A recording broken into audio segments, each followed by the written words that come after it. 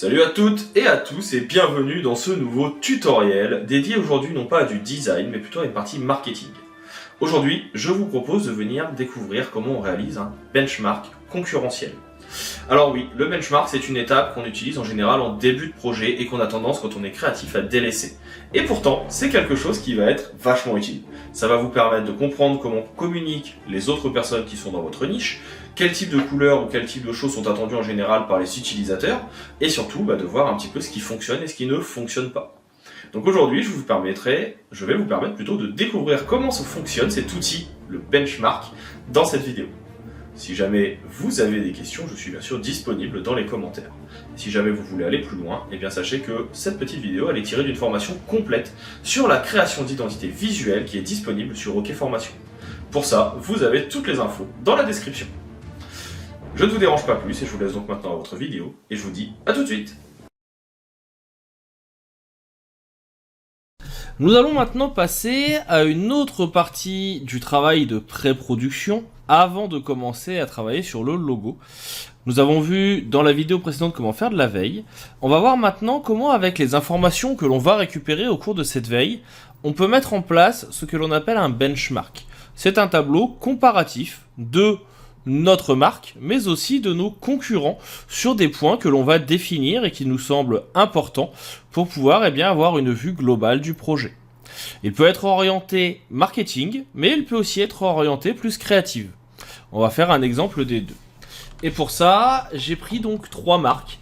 J'ai plus qu'une marque ici, Etsy, qui va être un ensemble de boutiques qui va proposer ce type de produit. J'ai Pli Papier Ciseaux qui va proposer des tutos et également des petits éléments pour faire des kits. Et on va avoir ici un site qui s'appelle Agent Paper qui va proposer directement des petites décorations. En plus de ça, on aura donc bien sûr notre propre marque. On va pour ce faire utiliser donc Excel pour nous permettre de comparer les deux.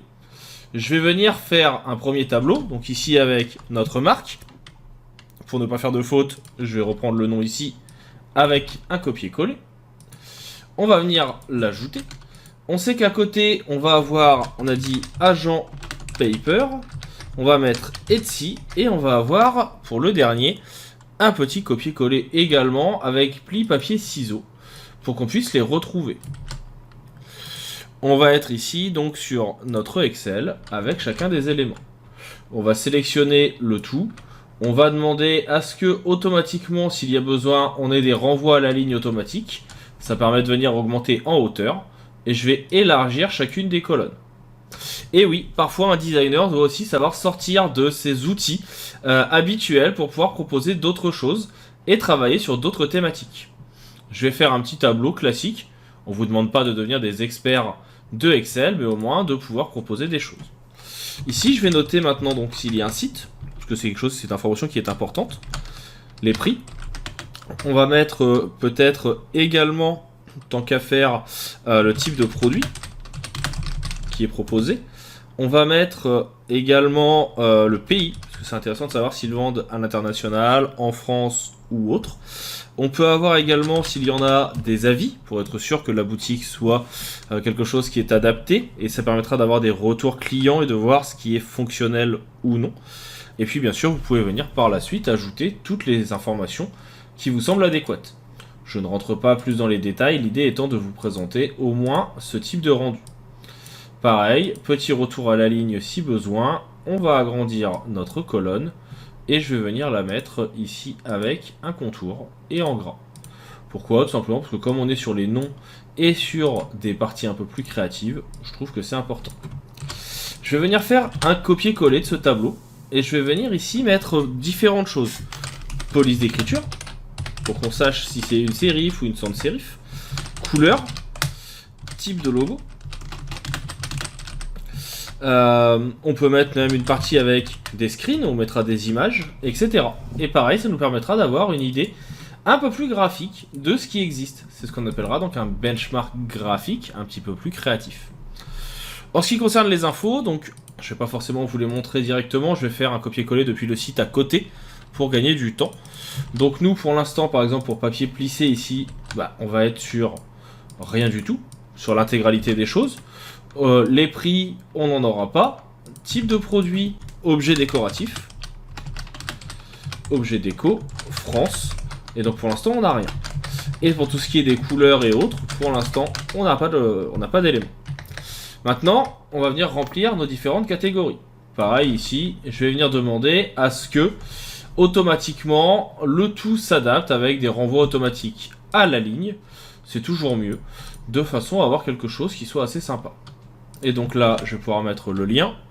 Je vais pouvoir venir mettre le lien de Etsy avec la partie que j'ai choisie, qui est tout simplement la partie origami. Et on va avoir le agent paper, qui va être ici. Si jamais ça dépasse un petit peu, agrandissez sans problème. Maintenant, on va regarder un peu les prix. Sur la partie qui est donc agent paper, moi je vais mettre une fourchette de prix. On est en moyenne entre 3 €. Et ça peut monter, de ce que j'ai vu sur le site, jusqu'à en moyenne une quarantaine d'euros. Donc ça permet d'avoir une fourchette de prix. Personnellement, je suis plutôt adepte des benchmarks où on va écrire des informations. On va donner des informations chiffrées, on va donner des données, justement. Pourquoi ? Parce qu'il existe aussi des benchmarks où vous allez juste mettre un principe de pastille, mais je trouve que ça parle moins, ça présente moins les informations et ça donne moins une vision globale.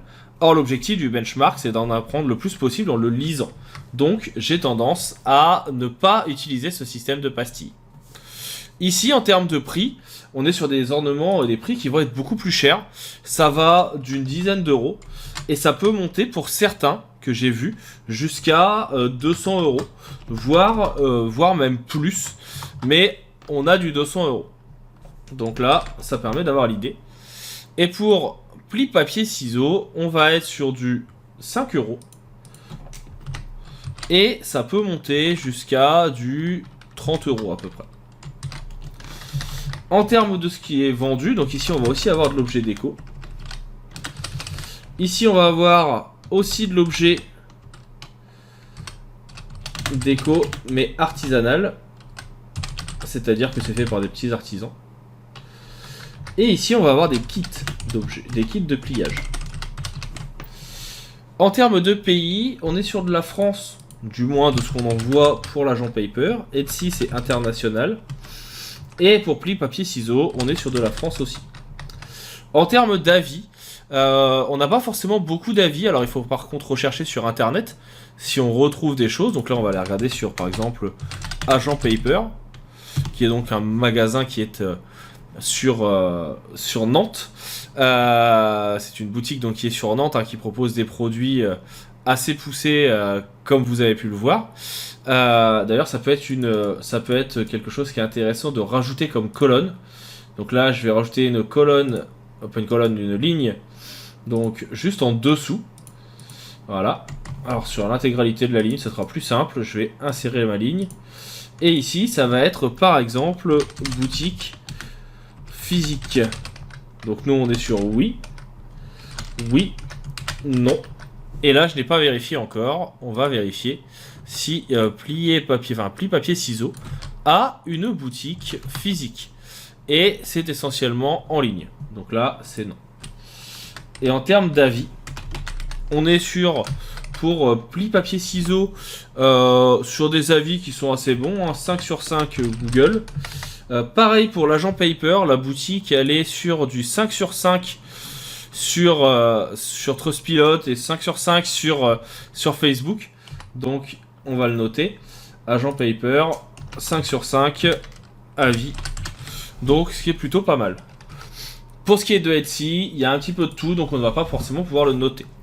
Maintenant, ce qui est intéressant, ça va être de noter les identités graphiques de nos éléments. Donc là, en fait, sur Etsy, pareil, on va pas forcément pouvoir en tenir compte, parce que ce qui est mis en avant, c'est surtout la communication du site. Donc on va pas noter les logos du site. Par contre, pour les deux autres, on peut en discuter et on peut en parler. On est sur des choses qui peuvent être assez intéressantes. Par exemple, ici, donc on est sur une sans sérif, avec un côté moderne. Alors c'est pas sur celle-là d'ailleurs, c'est sur l'autre. On va donner plein d'infos si besoin. On a quelque chose qui est géométrique. Parce que justement, je pense pour le côté papier et découpé. On est sur 3 couleurs. Bleu, cyan et jaune. Le type de logo, c'est textuel. Un logo textuel. Et ce qui est des screens, et ben, je vais pouvoir venir donc faire un screen de mon site. Et je vais pouvoir venir l'intégrer. Donc on pourra venir, bien sûr, agrandir notre colonne ici. On va pouvoir venir, et j'ai pris la mauvaise, c'est celle d'en dessous. De façon à venir caler ici nos photos. Et donc là, je peux venir la mettre dedans pour que ça soit visuel. Pour ce qui est de l'agent paper, de l'autre côté, on va changer ici nos éléments. Donc on est aussi sur une sans serif de police, de graisse. Donc une bold colorée et une normale, enfin une fine. Les couleurs bleu, blanc, rouge pour le côté français.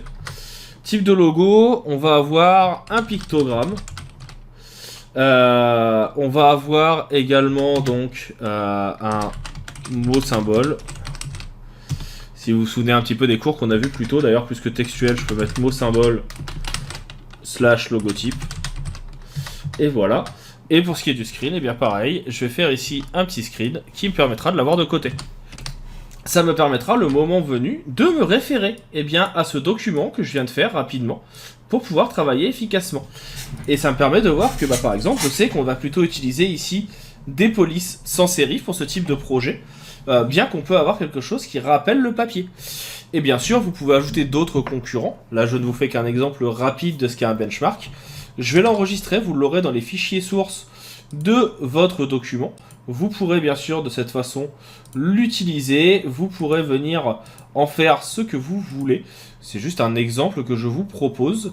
Donc je vais aller l'enregistrer sous, on va aller directement dans le bon dossier. Ici je vais l'appeler image, le dossier.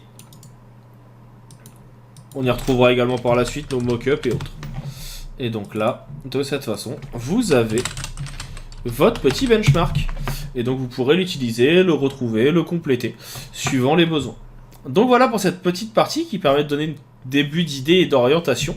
On va maintenant passer à la partie suivante, c'est celle qui concerne les moodboards.